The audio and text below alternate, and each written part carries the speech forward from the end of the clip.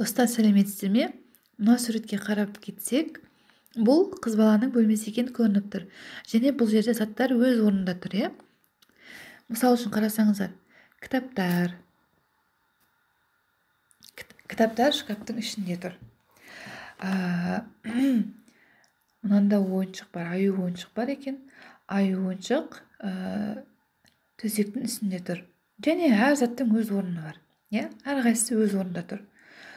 Бұл бөлменің іші. Ал енді мына жерде үстелдің үсті, партаның үсті. Бұл жерде жұмыс үстелі екені көрініп тұр. Және ноутбук бар үстелдің үстінде, партаның үстінде, кружка бар, және қаламсаптар бар. Ал енді біздің бүгін өтетін тақырыбымыз зере-зера. Зере-зера дегеніміз бір жерде бір заттың бар екенін айтады. Зерез дегеніміз жекеше түрге, зера дегеніміз көпше түрге қолданылады. Және қайда деген сұраққа жауап береді. Бір заттың тұрған жерін көрсетеді. Мысалы үшін, there is a teddy on the bed. Teddy дегеніміз қонжық ойыншық, ол төсектің үстінде тұр. Біреу ғана. Бұл жерде бір ғана қонжық ойыншық бар. There is a bed in the room. Яғни бұл жерде бөлмеде, жатын бөлмесінде бір ғана не бар? Төсек бар. Сосын there are books in the cupboards. Кітаптар қайда тұр дейді? Кітаптар шкаптың ішінде тұр екен. Ал there are lamps on the desk. Ал лампалар неде? Қайда тұр дейді? Партаның үстінде тұр екен. Көрдіңіздер ме, достар? Қай заттың қайда тұрғанын айту үшін бізге there және зера қолданылады. Тек қана оларға is немесе are қылып, is жекеше түрге, are көпше түрге қолданылады екен. Келесі сурет талқылап жіберсек, there is a cup on the desk. Бұл жерде бір ғана кружка көріп тұрмын мен, яғни кружка партаның үстінде тұр. There is a laptop on the desk.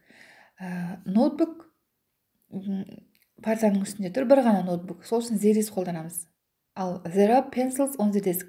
Партаның үстінде қаламдар бар, қаламсаптар бар. Көрдіңіздер ме? Көп қаламсап бар. Сол үшін оны there деп қолданамыз. Сонымен қатар, мына жерде де зоопаркте де бір ғана жануарды көрсек, there is a butterfly деп айтуға болады. There is a butterfly. Мына жерге қарасақ, in the zoo, there are zebras in the zoo. Зообақта, зоопаркте зебралар бар.